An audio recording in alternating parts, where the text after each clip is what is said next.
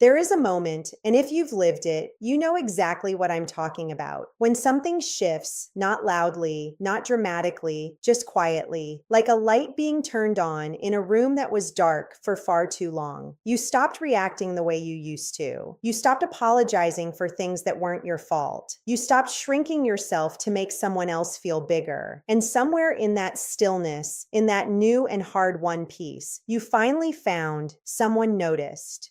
Someone who had built their entire relationship with you on the assumption that you would always be available to be moved, shaken, doubted, and dismantled.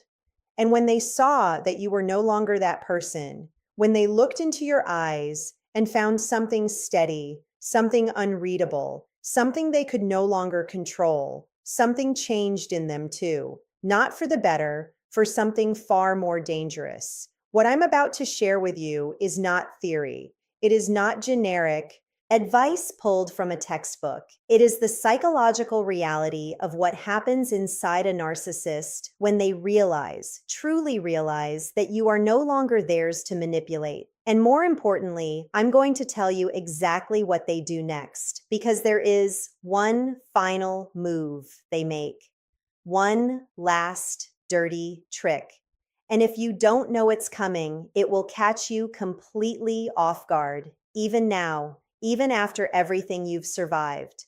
If this kind of deep psychological truth is something you need in your life right now, and I think it is because you're still here, then make sure you subscribe to this channel. Every single week, content like this is waiting for you. Content that doesn't talk down to you, doesn't offer empty affirmations, but instead gives you the raw, precise psychological understanding you need to protect yourself and rebuild your life. Subscribe now. Stay with me because this one is important.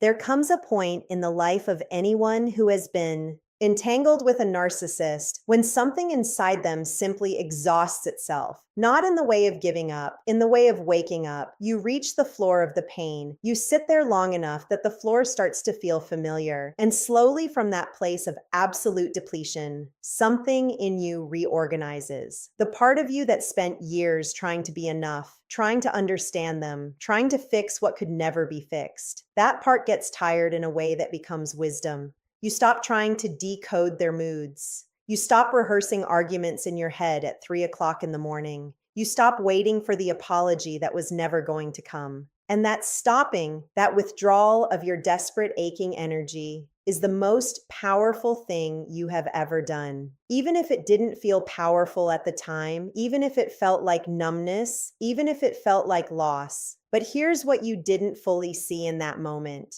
They felt it immediately. Narcissists are exquisitely attuned to one thing and one thing only, the emotional energy of the people around them. They may seem oblivious to your pain, indifferent to your needs, incapable of empathy in the normal human sense, but they are not oblivious to your attention. They are not indifferent to your focus. They are deeply sensitive, not emotionally, but strategically to the presence or absence of your engagement. And when your engagement begins to withdraw, when the desperate edge in your voice disappears, when you stop chasing, stop begging, stop explaining, they feel it like a shift in atmospheric pressure, like the air changing before a storm, and it unsettles them in ways they cannot fully articulate, even to themselves. Your strength did not go unnoticed. Your healing was not invisible. The moment you began to reclaim yourself, a clock started ticking in them. A quiet panic began to build beneath the surface of their carefully constructed composure. Because you were never just a person to them, you were a resource, a mirror, a supply. And supply does not simply walk away without consequence. At least not in the narcissist psychological world. Supply is supposed to stay. Supply is supposed to orbit. Supply is supposed to be perpetually available, perpetually affected, perpetually reachable. And you had the audacity to become something else entirely. So they began to adjust.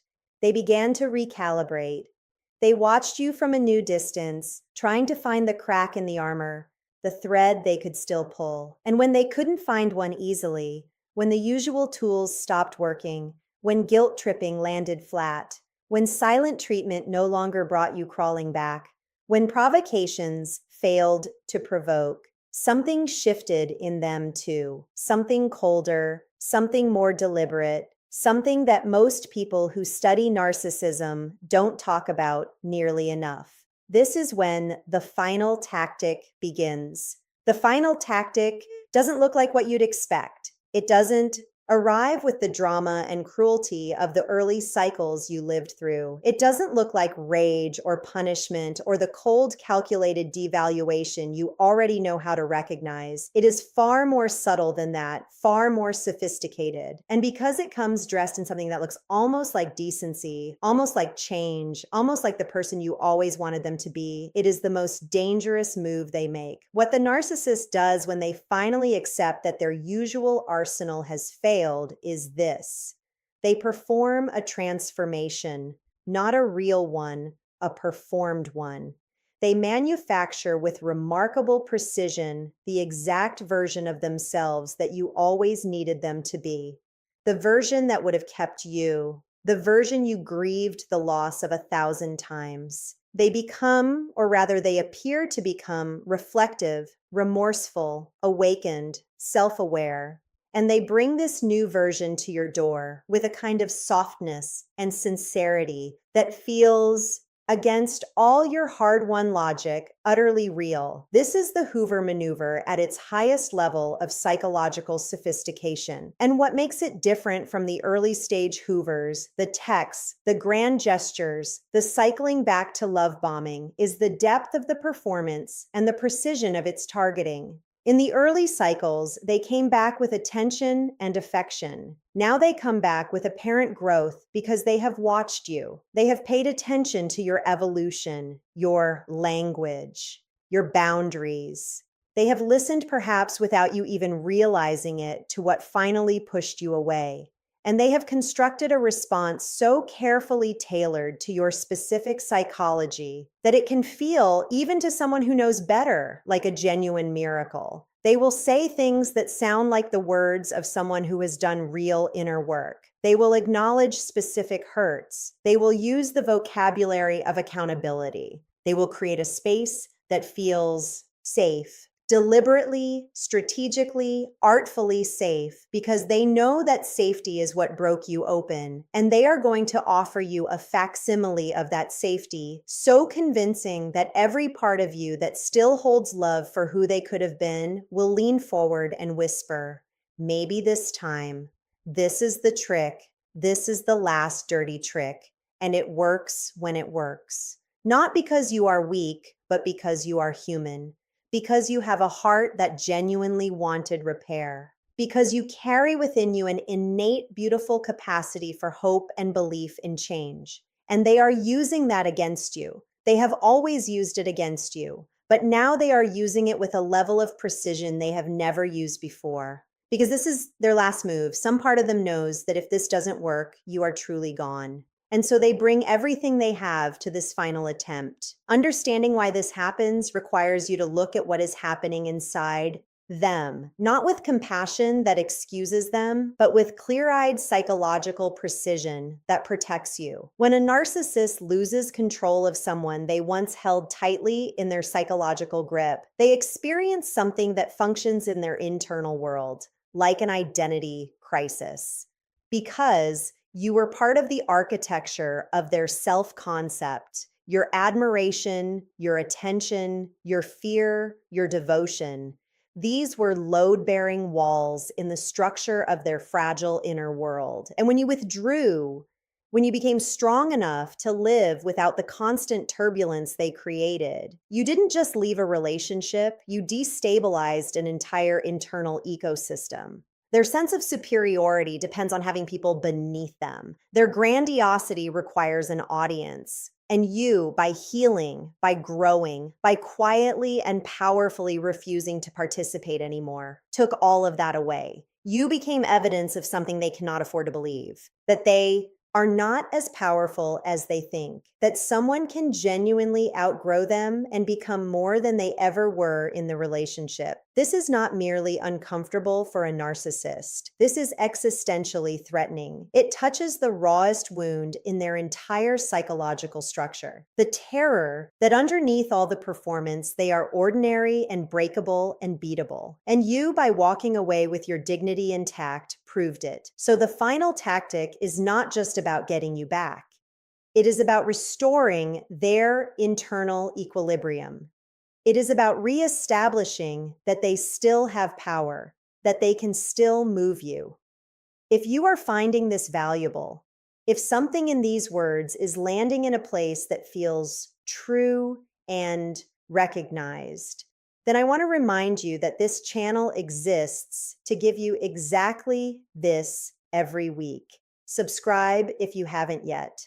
Share this with someone who needs it, because this is the kind of content that can change the trajectory of someone's life. After the initial approach, the performance of growth, the carefully calibrated softness, there will almost always come a second phase. And this is where the mask begins to develop hairline fractures, if you are watching carefully, because a genuine transformation can sustain itself indefinitely. A performance, no matter how polished, cannot. At some point, the effort required to maintain the act exceeds what they are willing to invest. And when you don't capitulate quickly enough, when your strength holds, when you respond with warmth but not surrender, the pressure begins to build behind the mask. And then you will start to see it. Small things at first, a flash of impatience when you don't respond the way they hoped.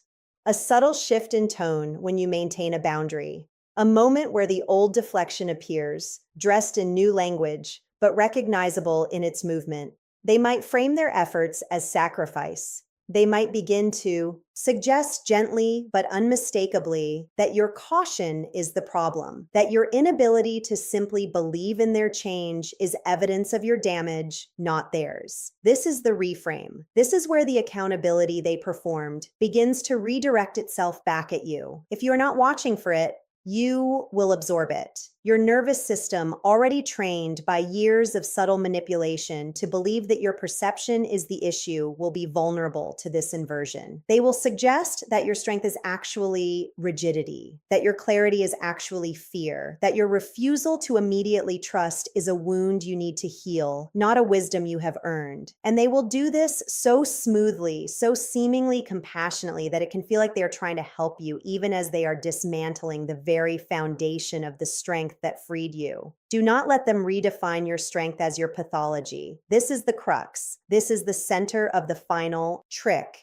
Because if they can convince you that your clarity is actually damage, if they can pathize your hard-won awareness, then they have achieved something extraordinary. They have used your healing against you. They have weaponized your growth, and you will find yourself doing the unthinkable, explaining your sanity to the person who tried to take it from you. There is another layer to this that operates almost entirely beneath conscious awareness, and it has to do with time, with history, with the chemistry of long-term emotional entanglement. The narcissist, who has been with you for a significant amount of time, knows you not with curiosity and genuine interest in your inner world, but they know your wounds. They know where you are tender. They know the specific architecture of your longing, the precise shape of the love you always wanted, the exact words that move you. This knowledge was gathered not out of love, but out of utility. And now in this final move, it becomes their most powerful weapon. When they say the right thing at the right moment, in the right tone, when it lands exactly in the center of your most unhealed place, you have to understand that this is not intuition. This is not emotional attunement. This is strategic knowledge being deployed with precision. The intimacy you shared, the vulnerability you offered, all of that became information, and information in the hands of someone who has never learned to love without controlling becomes ammunition. So when their final approach echoes your own deepest language back to you, and you feel that uncanny sense of being truly seen, what you are actually feeling is your own soul being mirrored back at you, not their love, yourself reflected. And the feeling of being known that arises in that moment is real. It's just not coming from them. The answer to all of this is not cruelty. It is not revenge. It is not a dramatic confrontation or a righteous speech. Those things feel satisfying in imagination and are almost always counterproductive in reality. Confrontation gives them something to work with. Drama gives them energy. Anger, even justified anger, is still engagement. The answer is something far quieter and far more devastating to a narcissist than any emotional display could ever be. The answer is discernment without performance. It is the capacity to hold your ground so naturally, so effortlessly, that it doesn't look like holding ground at all. It looks like simply being who you are. Because what a narcissist truly cannot tolerate is not anger, not rejection, not even distance. What they truly cannot tolerate is irrelevance. What breaks their hold completely is not when you fight them, but when they simply cease to be the organizing force of your emotional life. When their presence no longer creates a weather system inside you, when you can hear from them, be near them, even have a brief interaction with them, and return to your own internal stillness as naturally as the surface of a deep lake returns to calm after a stone is dropped in. That stillness is your power, not as a tactic, not as a tool, but as the genuine inheritance of the work you have done. When you recognize the final trick for what it is, not in theory, but in real time, something remarkable happens. The recognition itself changes the experience. Instead of being pulled under, you find yourself watching from above, not coldly, not without feeling, but with a clarity that is almost like seeing in a new dimension. You see the move. You see the fear beneath the move. You see the wound beneath the fear. And you see, perhaps for the first time with absolute completeness, that none of this was ever really about you. The way they treated you was never a reflection of your worth. It was always and only a reflection of their limitations, their inability to truly connect, their terror of being ordinary, their incapacity for the kind of real, mutual, vulnerable love that you were always capable of giving and that they were never capable of receiving. You did not get strong because it was easy. You got strong because you had no other choice but to feel everything, process everything, understand everything, and keep moving anyway. The strength you have now is not the absence of pain. It is pain that was metabolized into clarity, into wisdom, into the specific and irreplaceable knowing that comes only from having been through something that tried to take everything from you and failed. And the narcissist sees that strength. They see it because they cannot possess it, because everything they are is constructed and everything you have earned is real. And that asymmetry between what is performed and what is genuine is ultimately what they can never overcome. The narcissist's final trick was designed to pull you back from the threshold of the life that is waiting for you, a version of your life that is not organized around surviving someone else's instability. A version of yourself that does not need to be strong in the defensive armored sense, but is simply, naturally, quietly whole. And something in you already knows, not just intellectually, but in the place below the words, that going back would be a kind of self-betrayal that no love story, however beautiful it once felt, is worth. If what you found here today gave you something you needed, something that named what you couldn't name, that saw what felt unseen, then this channel is yours. Subscribe, come back, bring whoever in your life needs to hear this, because there is so much more to understand, to name, to illuminate. So much that has happened to you that deserves to be seen with this kind of precision and this kind of care. The final trick has already failed. And somewhere beneath everything you're still processing, beneath the grief and the anger and the complicated love that doesn't disappear just because you finally understand the truth. You already know it. You already know that you are not going back, that the version of you that was vulnerable to their architecture no longer fully exists, that you have crossed a threshold that cannot be uncrossed. And that knowledge, that quite unshakable private knowledge, is the thing they were most afraid of. It is the thing they deployed their final trick to prevent. And the fact that you're here, listening, awake, clear, breathing, means it didn't work. means it never really had a chance, means that something in you, even at your lowest, was always more powerful than everything they could bring to bear against it. And that something is still here, still present, still becoming.